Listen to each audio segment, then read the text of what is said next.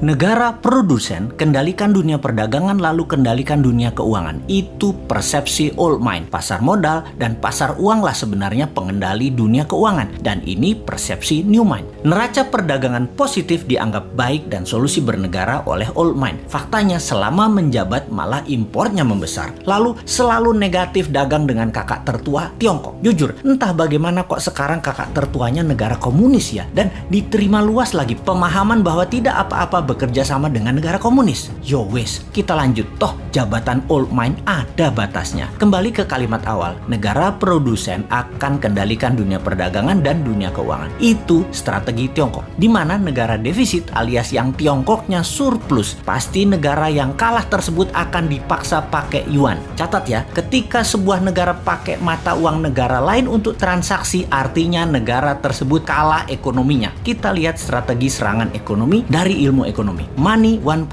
adalah uang hanya sebagai alat bayar pelancar transaksi. Kemudian uang menjadi alat modal yang disebut money 2.0.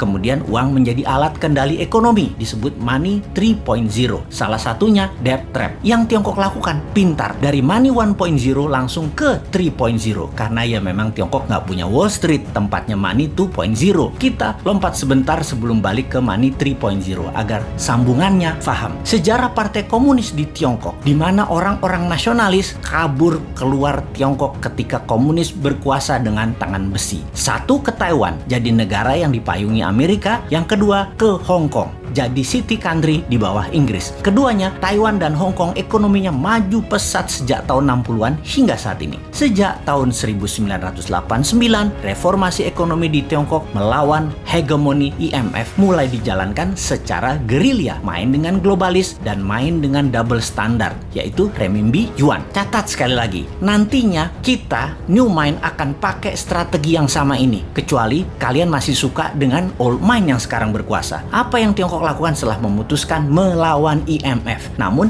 di permukaan pura-pura taat pada Amerika? Ini terjadi di zaman Deng Xiaoping awal mulanya. Mereka jadi negara produsen buruh murah. Maklun mengerjakan sebagai tukang jahit apa saja yang disuruh globalis. Lalu perlahan menggeser dari maklun tukang jahit menjadi negara produsen. Maklun ini adalah strategi agar terjadi pembiasaan. Ketika awal menjadi negara produsen, Tiongkok mengizinkan pemalsuan atau kopi atau tiru merek-merek ternama dunia untuk beredar di dalam negerinya. Semakin mahir, maka mulai negara membiayai sektor hulu produsen, pabrik-pabrik dengan uang renminbi yang uang tersebut tidak boleh beredar di luar negeri, hanya boleh beredar di Tiongkok. Inilah awal tahun 90-an mereka lakukan ini semua secara masif, secara gila-gilaan. Apa saja dibangun, dan setelah menjadi pengendali produksi, mulai ekspansi di tahun 2013 dengan strategi BRI, yaitu Belt Road Initiative. Perlu banyak negara yang harus dikendalikan oleh Tiongkok. Perlu banyak negara yang penduduknya lapar dan pemimpinnya lemah agar mudah dikendalikan agar membeli barang-barang Tiongkok dan menggunakan mata uang Tiongkok. Awalnya dengan memberi pinjaman, namun bukan uang tetapi barang, seperti jalanan dibangunin, pokoknya jadi barang. Jembatan dibangun jadi barang, pelabuhan, bandara, jaringan kereta api yang semuanya punya kesamaan, yaitu pelancar jalur angkutan barang guna menciptakan ketergantungan terhadap produk Tiongkok dan kelancaran distribusi barang. Kemudian kendali atas pasar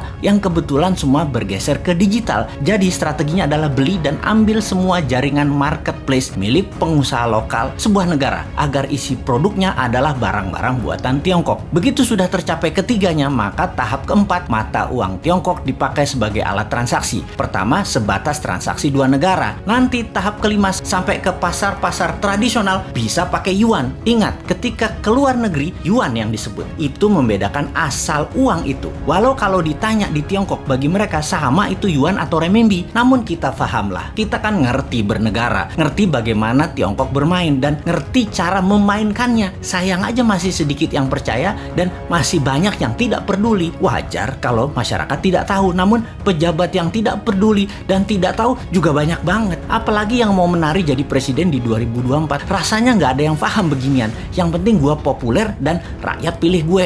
Lihat aja daftar 10 orang yang katanya calon presiden di lembaga survei. Kita review satu persatu. Paham nggak bernegara ala Tiongkok dan Amerika? Rasanya kagak ya. New Mind beda. Kita paham dan strateginya bukan ikuti keduanya, namun punya strategi sendiri untuk main 3 kaki awalnya dan menyalip di tikungan di tahun 2030 menjadi 3 besar dunia dan di 2045 menjadi negara superpower. Kalau hanya naik 7% setahun dan faktanya 5% pertumbuhan ekonominya, mimpi jadikan Indonesia negara superpower. Buktinya sekarang aja pakai yuan dagangnya, harusnya pakai rupiah. Bos, itu artinya kalian old mind geblek bernegaranya.